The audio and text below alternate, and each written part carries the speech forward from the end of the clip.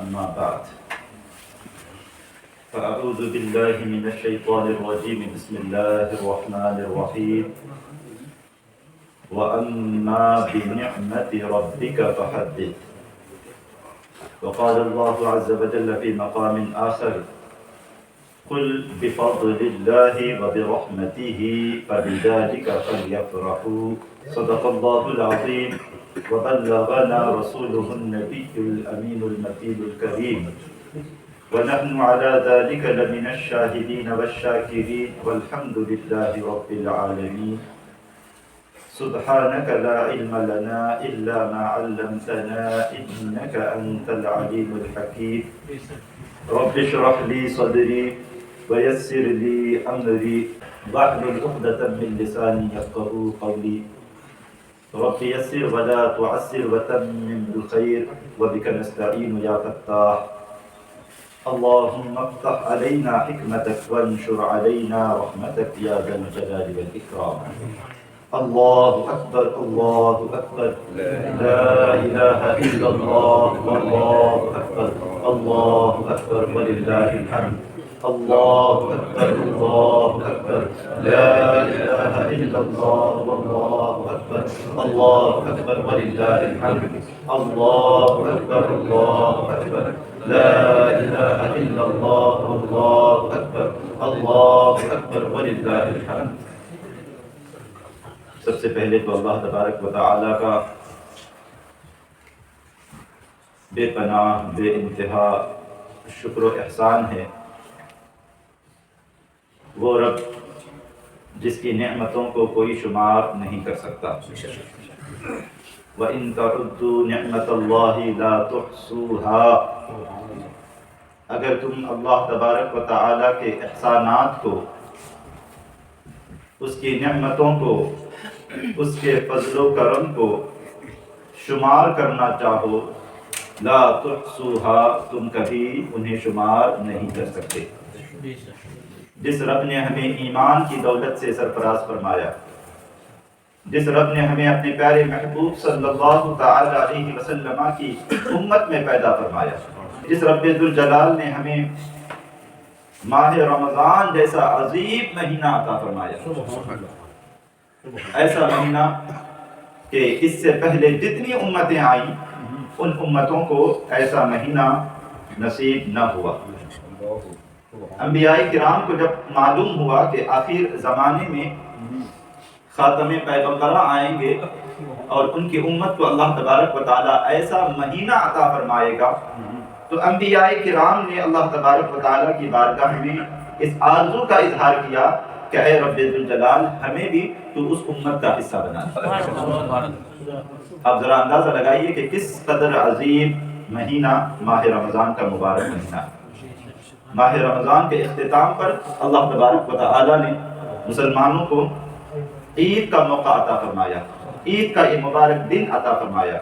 پورا مہینہ اللہ تبارک و تعالی نے بے انتہا ہم پر کرم کی برسات فرمائی، ہمارے گناہوں کو اللہ تبارک و تعالی نے معاف فرمایا، ہماری کوتاہیوں کو، ہماری لغزشوں کو جن پر ہم نے اللہ تبارک و تعالی کی بارگاہ میں مغفرت طلب کی تھی، یقیناً میرے پروردگار نے ہمارے وہ سارے گناہ بخش دیے. اور پھر اس ماہ مبارک کے اختتام پر ایک دن اللہ تبارک و تعالی نے ہمیں عطا فرمایا کہ اس مبارک دن میں تم خوشیاں مناؤ. بفضل اللہ و برحمتہ، اے محبوب آپ فرما دیجئے اللہ کے فضل اور اللہ تبارک و تعالی کی رحمت سے فبذلک فلیفرحوا، چاہیے کہ لوگ اللہ تبارک و تعالیٰ کے اس فضل پر، اللہ تبارک و تعالیٰ کی اس رحمت پر خوشیوں کا اظہار کریں، خوشیوں کا اظہار کریں. تو آج کے اس مبارک دن پر ہر وہ امر جسے مسلمان جائز اور مستحسن سمجھتے ہیں، ان کے ذریعے، ان کاموں کے ذریعے ہم خوشیوں کا اظہار کر سکتے ہیں. ایک دوسرے سے مصافحہ کر کے، معانقہ کر کے، عید الفطر کی مبارکباد دے کر، عیدی لے کر،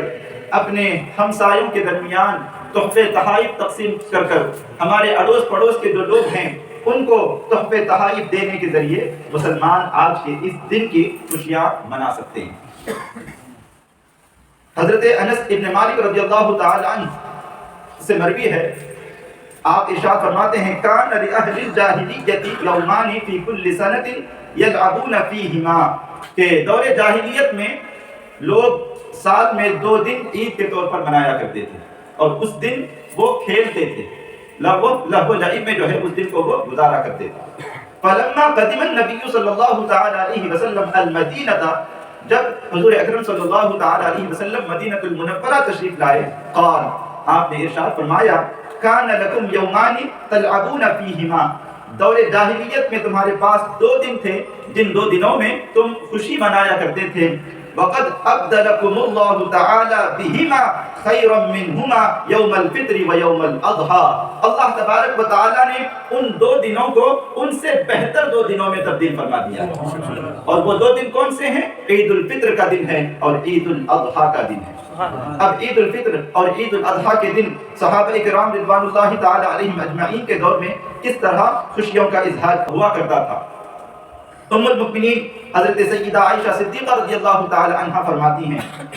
کہ حضور اکرم صلی اللہ تعالی علیہ وسلم حضرت عائشہ صدیقہ رضی اللہ تعالی عنہا کے پاس تشریف لائے، اس وقت آپ کے پاس یعنی ام المؤمنین کے پاس 2 بچیاں، کم عمر بچیاں دف بجا کر کچھ گا رہی تھی، کچھ گنگنا رہی تھی، کچھ اشعار پڑھ رہی تھی۔ روایتوں میں آتا ہے کہ وہ اشعار ان کے آبا و اجداد کے تعلق سے تھے، جو بہادر تھے، جو جنگوں میں پہلے حصہ لیتے تھے، تو ان اشعار میں جو ہے ان کی بہادری کی باتیں جو ہے مذکور تھیں۔ تو ان اشعار کو وہ دونوں بچیاں ضرب مار کر، دف پر جو ہے ضرب مار کر جو ہے پڑھ رہی تھی۔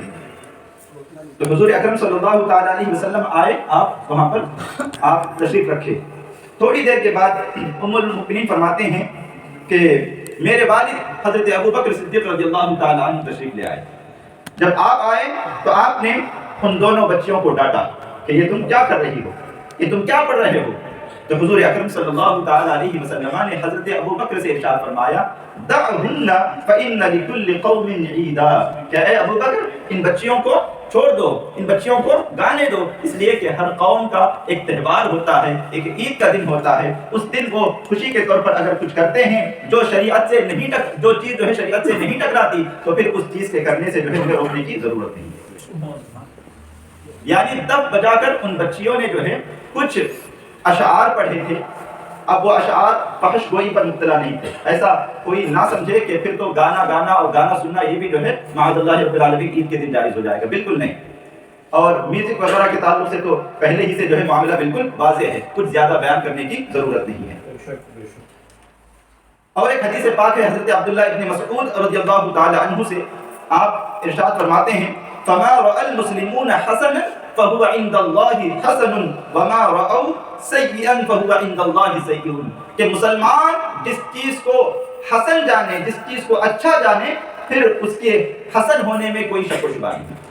اگر مسلمان قوم کی اکثریت یعنی جس میں علماء اور خواص ہیں، جو دیندار طبقے کے لوگ ہیں، اگر وہ لوگ کسی چیز کو اچھا سمجھ کر کرتے ہوں، مثال کے طور پر آج کے دور میں ہم ایک دوسرے کو عید کی مبارکباد دیتے ہیں کہ عید الفطر مبارک ہو، کچھ لوگ اس پر بھی جو ہے فتوے لگاتے ہیں کہ عید الفطر کی مبارکباد دینا یہ بدعت ہے، یہ اس پر بھی کہتے ہیں کہ بدعت ہے، عید الفطر کی مبارکباد نہیں دینی چاہیے، جمعہ کے دن کی مبارکباد نہیں دینی چاہیے۔ حضور اکرم صلی اللہ تعالی علیہ وسلم نے اس کی مبارکبادی نہیں دی، یا صحابہ کرام رضوان اللہ تعالی علیہم اجمعین نے جو ہے اس کی مبارکبادی نہیں دی۔ بہرحال ایسا نہیں ہے، ضابطہ ہمیں اپنی نگاہوں کے سامنے رکھنا چاہیے۔ ضابطہ کیا ہے کہ اگر کوئی نئی چیز ایسی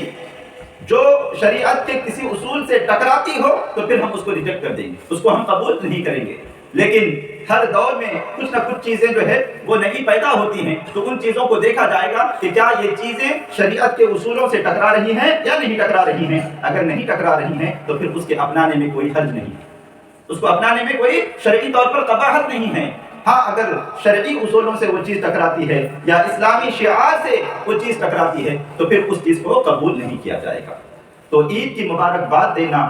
تحفے تحائف کا تبادلہ کرنا، آپس میں ایک دوسروں کو جو ہے تحفے تحائف پیش کرنا، ان سے تحفے تحائف قبول کرنا، اس میں عید کے دن کوئی حرج نہیں ہے۔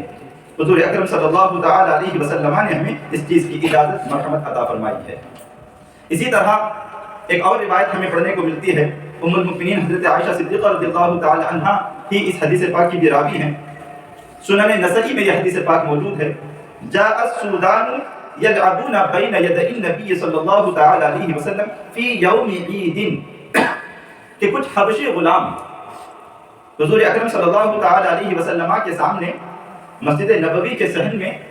کرتب دکھا رہے تھے عید کے دن۔ کرتب کا مطلب ہوتا ہے نا تلوار وغیرہ سے جو ہے تلوار کس طرح چلائی جاتی ہے اس کا کرتب دکھاتے ہیں، یا پھر بھالا وغیرہ کس طرح پھینکا جاتا ہے اس کا کرتب دکھاتے ہیں۔ تو کچھ حبشی غلام مسجد نبوی شریف کے صحن میں جو ہے عید کے دن جو ہے وہ کرتب دکھا رہے تھے، یعنی خوشی کا ایک طرح سے اظہار کہ آج ہماری عید کا دن ہے، تو لہٰذا ہم جو ہے اس طریقے پر جو ہے اپنی خوشی کا ہم اظہار کر رہے ہیں۔ تو حضور اکرم صلی اللہ تعالی علیہ وسلم نے ام المؤمنین کو طلب فرمایا، فدعانی، تو حضور اکرم صلی اللہ تعالی علیہ وسلم نے مجھے بلایا، فکنت اطلع الیہم من فوق عاتقہ، تو میں نے حضور اکرم صلی اللہ تعالی علیہ وسلم کے پیچھے سے آپ کے کندھے پر سر رکھ کر میں نے ان حبشی غلاموں کے کھیل کو، ان کے کرتب کو دیکھا۔ ام المؤمنین جو ہے پیچھے کھڑے ہو کر حضور اکرم صلی اللہ تعالی علیہ وسلم نے ام المؤمنین کو بلایا اور کہا کہ میرے پیچھے کھڑی ہو جاؤ اور میرے کاندھے پر جو ہے سر رکھ کر جو ہے تم ان کو دیکھو۔ آپ فرماتی ہیں فما زلت انظر الیہم حتی کنت انا التی انصرفت، تو میں دیکھتی